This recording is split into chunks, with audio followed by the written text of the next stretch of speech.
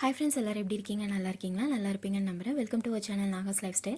இன்றைக்கி எங்கள் வீட்டில் ஒரு குட்டி ரோஜா கன்று வாங்கி வச்சோம். இது கார்டனிங்லாம் கிடையாது, ஒரு செடி தான் இருக்குது. அதை எப்படி ப்ரிப்பேர் பண்ணி வச்சோங்கிறது தான் உங்களுக்கு நான் வீடியோ கிளிப்ஸாக அப்லோட் பண்ணியிருக்கேன். செம்மண் எடுத்துக்கிட்டோம். அங்கே கடையிலே கொக்கோ பீட் வாங்கிட்டு வந்தோம். அதுக்கப்புறம் ரோஜாவுக்கு தேவையான உரம்னு சொல்லி ஒன்று கொடுத்தாங்க.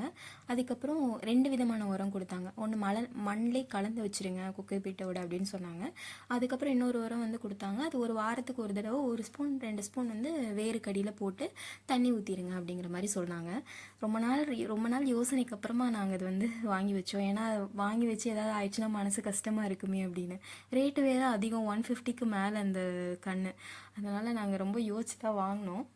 ஆனால் ஒரு 5 பூக்கிட்ட அதுலேயே இருந்த முட்டைலாம் விரிஞ்சிருச்சு.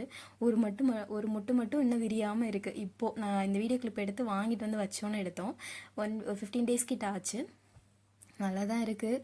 எப்படி வரும்போதுன்னு தெரியல. ஆனால் துளிர் இன்னும் விடலை. ஏதாவது துளிர் விடுறதுக்கு ஏதாவது டிப்ஸ் ஏதாவது இருந்தால் கமெண்ட் பண்ணுங்கள். நான் யூஸ் பண்ணிக்கிறேன் என்னோடய செடிக்கு. வாங்கிட்டு செடி அப்படியே அந்த மண்ணோடு வச்சிட்டோம். அதோட எங்கள் வீட்டில் இருந்த செம்மண், அதுக்கப்புறம் கொக்கோ பீட் இதெல்லாம் கலந்து தான் வச்சோம்.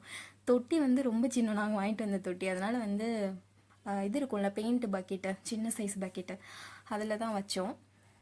நல்லா தான் இருக்குது. வீட்டு வாசலில் வச்சுருக்கோம். பார்க்கும்போது மைண்டுக்கு ப்ளசண்ட்டாக தான் இருக்குது. பார்ப்போம் எப்படி வருதுன்ட்டு.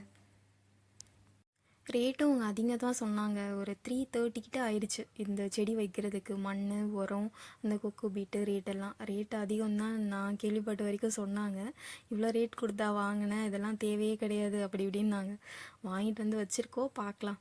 இப்போ குட்டி தொட்டி ஒன்று வாங்கிட்டு வந்தோம்ல, அதுக்கு ஏதாவது ஒரு செடி தேடிட்டு இருக்கோம்.